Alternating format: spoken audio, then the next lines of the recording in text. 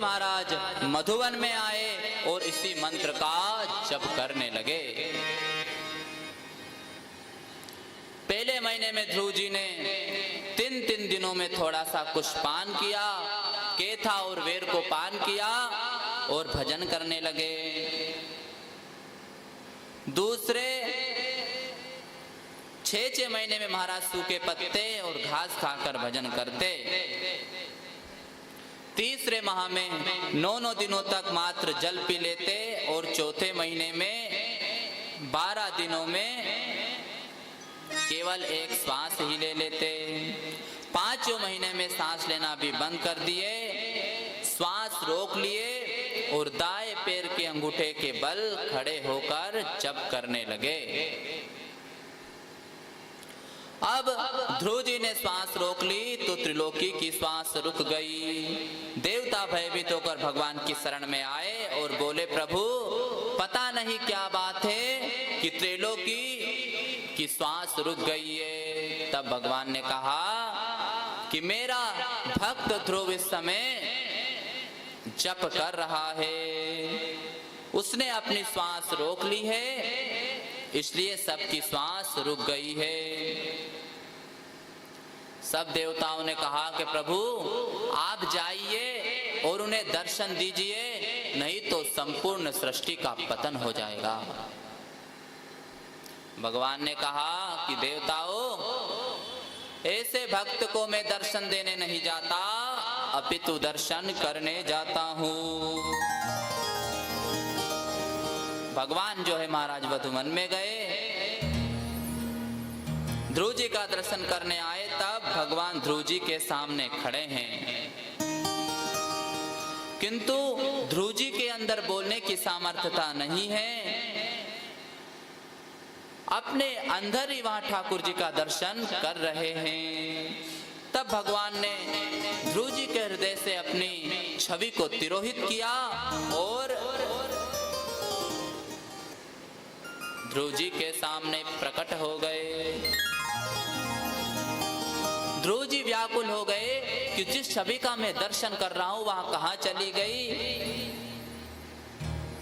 जैसे ही ध्रुव जी ने नेत्र को खोला तो आगे ठाकुर जी खड़े हैं। ध्रुव जी ने ठाकुर जी को दंडवत प्रणाम किया, परंतु कुछ बोल नहीं पा रहे हैं। तब भगवान ने ध्रुव जी को शंख का स्पर्श कराया। तब ध्रुव जी की वाणी प्रकट हो गई और ध्रुव जी जो है महाराज बहुत सुंदर स्तुति गा रहे हैं। योऽन्तः प्रविश्य मम वाचमिमां प्रसुप्तां संजीवयत्य किल शक्तिधरा स्वधाम्ना अन्याश्च हस्तचरण श्रवणत्वगादि प्राणान् नमो भगवते पुरुषाय तुभ्यम्।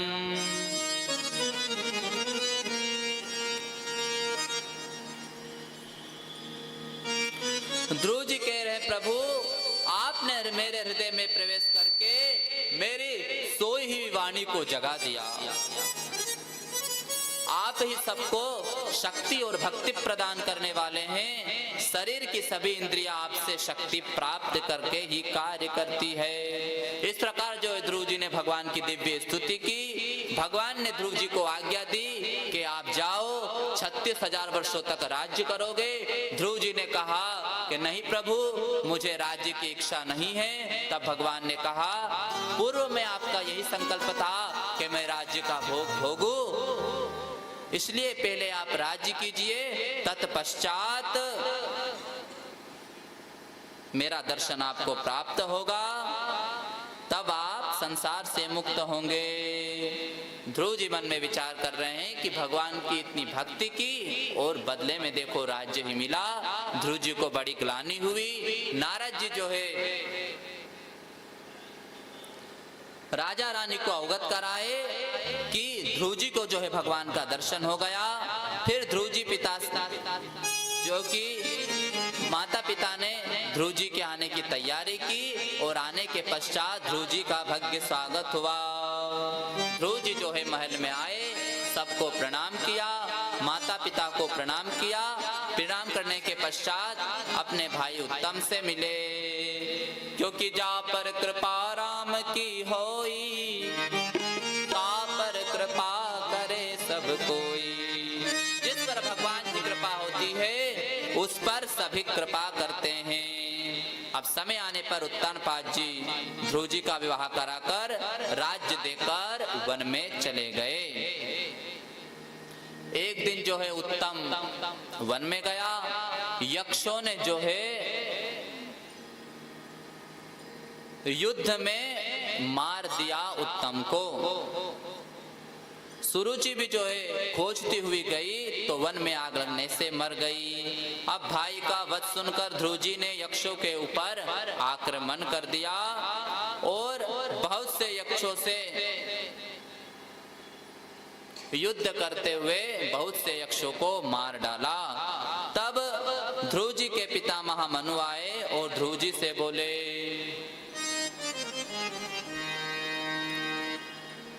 मनु जी बोले कि पुत्र, इस क्रोध को छोड़ दो, क्योंकि क्रोध की तो महाराज संत भी निंदा करते हैं। ये क्रोध नरक में ले जाने का द्वार है। गीता में भगवान ने कहा है, क्रोधाद् भवति सम्मोहा, सम्मोहा स्मृति विभ्रमः, स्मृति भ्रंशात् बुद्धिनाशो, बुद्धिनाशात् प्रणश्यति। क्रोध जो है समूल विनाश करने वाला है।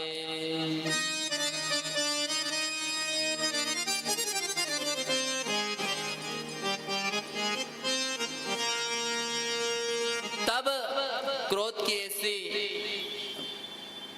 क्रोध को त्याग दिया ध्रुव जी ने और ध्रुव जी का क्रोध शांत हो गया। तब यक्षों के राजा कुबेर जी प्रसन्न हो गए और ध्रुव जी को भक्ति का वरदान प्रदान किया। ध्रुव जी ने महाराज 36,000 वर्षों तक राज्य किए और फिर अपने पुत्र उत्कल को राज्य दिया। तब करने के लिए चले गए। एक बार भगवान के पार्षद विमान लेकर आए और ध्रुव जी से बोले, आपने 5 वर्ष की आयु में ही भगवान को प्राप्त कर लिया, इसलिए आपको लेने के लिए हमें भगवान ने भेजा है। उसी समय महाराज एक काला पुरुष आया और ध्रुव जी से बोला कि मैं मृत्यु हूँ और संसार की मर्यादा है कि मृत्यु सबके प्राणों को खींचकर ले जाती है, किंतु आप भगवान के भक्त हैं, इसलिए आप मेरे सिर पर पैर रखकर विमान पर आरूढ़ हो जाइए, इससे मेरी मर्यादा बनी रहेगी। ध्रुव जी ने महाराज मृत्यु के सिर पर पैर रखकर विमान पर विराजमान हो गए। विमान चलने लगा। तब ध्रुव जी ने भगवान के दूतों से कहा, ठहरिए, जिस माता जी की कृपा से मुझे भगवान की प्राप्ति हुई, उन माता जी को छोड़कर मैं स्वर्ग में नहीं जाऊंगा। तब भगवान के दूतों ने कहा, ध्रुव जी, जिस माता के आप जैसा भक्त पुत्र उत्पन्न हो, उस माँ के कल्याण में तो कोई संदेह ही नहीं है। बोलिए भक्त वत्सल भगवान की जय। अपितु जिस कुल में आप जैसा पुत्र उत्पन्न होता है, उस कुल की 21 पीढ़ियां तर जाती है। और देखिए ध्रुव जी, आपके माता जी का विमान आपसे आगे जा रहा है। तब ध्रुव जी ने अपनी माँ को जाते हुए देखा। तब भगवान के धाम गए और आज भी ध्रुव जी पर इतनी बड़ी कृपा है कि ध्रुव पद पर ध्रुव तारा के रूप में प्रतिष्ठित हो गए। बोलिए भक्तवत्सल भगवान की जय। सुनीति मैया की की, जो जी महाराज की जय।